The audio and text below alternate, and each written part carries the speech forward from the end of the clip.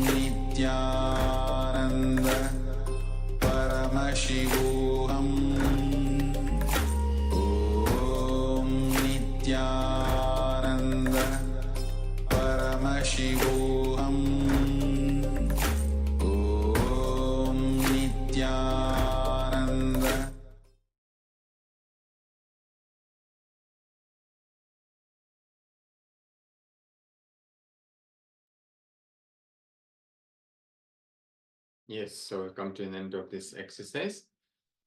Hope you did the completion sincerely with the mirror. We'll be having more completion sessions coming up today as well.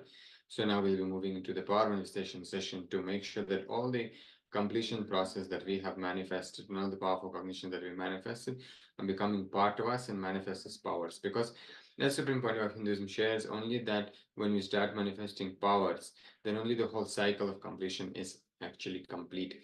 So in this note, let's begin the power manifestation session. Let us transition to the power manifestation session now.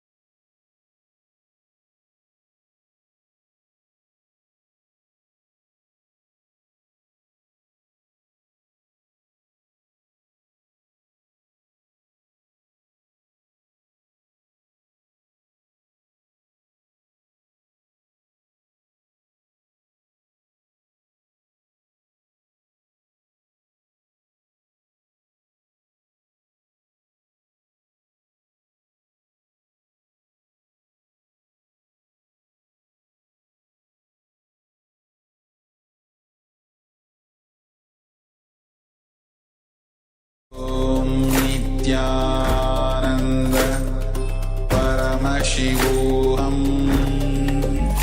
Om Nithyananda Paramashivoham Om Nithyananda Paramashivoham.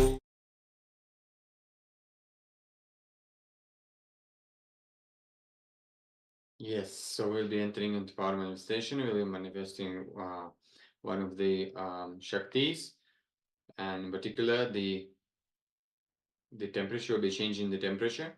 So this time we'll be manifesting it with a partner. So you can, if you have anyone next to you in the place where you are, you can request them to assist you in this power manifestation, or you can also connect with anyone, remotely also and manifest this power. If you have Nyananjana, you can also use that. That will really help you to connect with Swamiji and experience that space of the third eye from where all the powers are manifesting. So if you have, you can apply in your third eye. If you don't have, that is okay. So you can start the recording, as for your own reference, and to sharing it with the whole world as well. We record the power manifestation sessions for participants recording their power manifestation sessions. So you can first click the record, then record the same temperature of your partner's body before the actual power manifestation. Then we will be bringing awareness between the eyebrows, which is the Anya chakra, the third eye. Then through the power, you can be chanting Mahavakya, and through this experience of oneness with Swamiji, you will be changing the temperature of your partner's body. And then you'll be measuring that as well. So now let us begin the power manifestation. If you have any questions also, we invite you to ask the questions in the Zoom chat or on the social media where you're attending us from, Facebook or YouTube or any other social media platform. So now let us begin the power manifestation.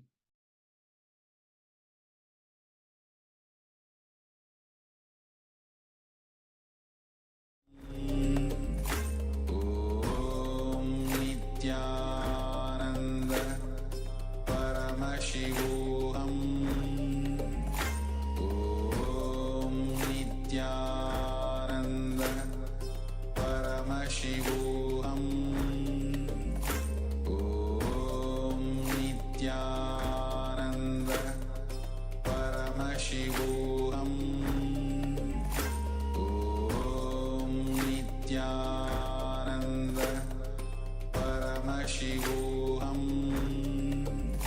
Om Nithyananda Paramashivoham Om Nithyananda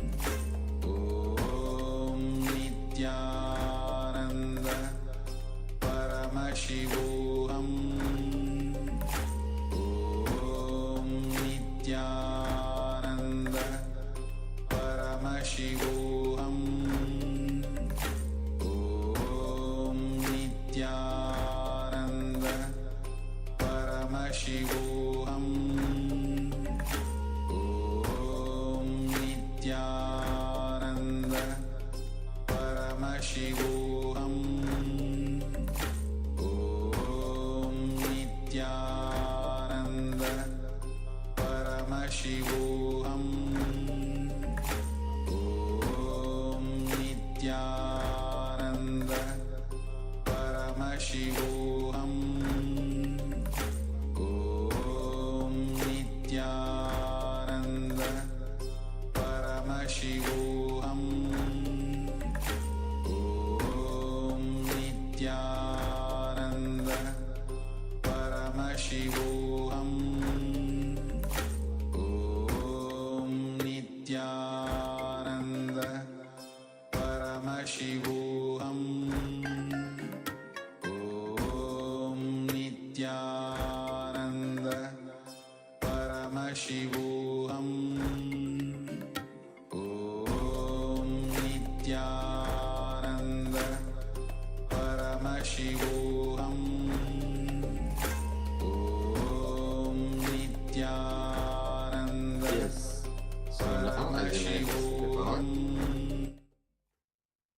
So now as we manifested the power, we can start sharing our recordings of the power manifestation. You can post it you can go on Facebook, for example, if you're using Facebook, and find the relevant groups related to Hinduism or spirituality, yoga or meditation. You can share your video there, how you manifested the power. And you can also let us know in the comment section and the Zoom chat as well, how you manifested the power. And you can post and share this, this experience with the world, and invite others also to, join for Paramashivoham program, so they can also start experiencing this, the powers of the superconscious breakthrough, and having, being able to use them in their daily life as well. So let us spend a few minutes on sharing our Sakshi Pramana of power manifestation.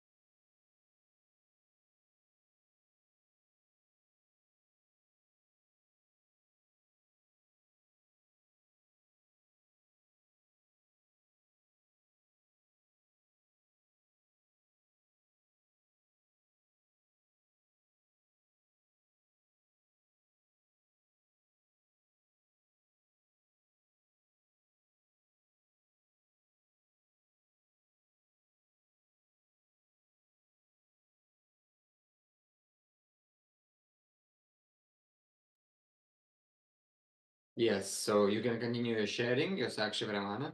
You can continue the sharing, and we'll be entering into the next Jnana segment of today's Paramashivoham, Glimpses of Paramashivoham program.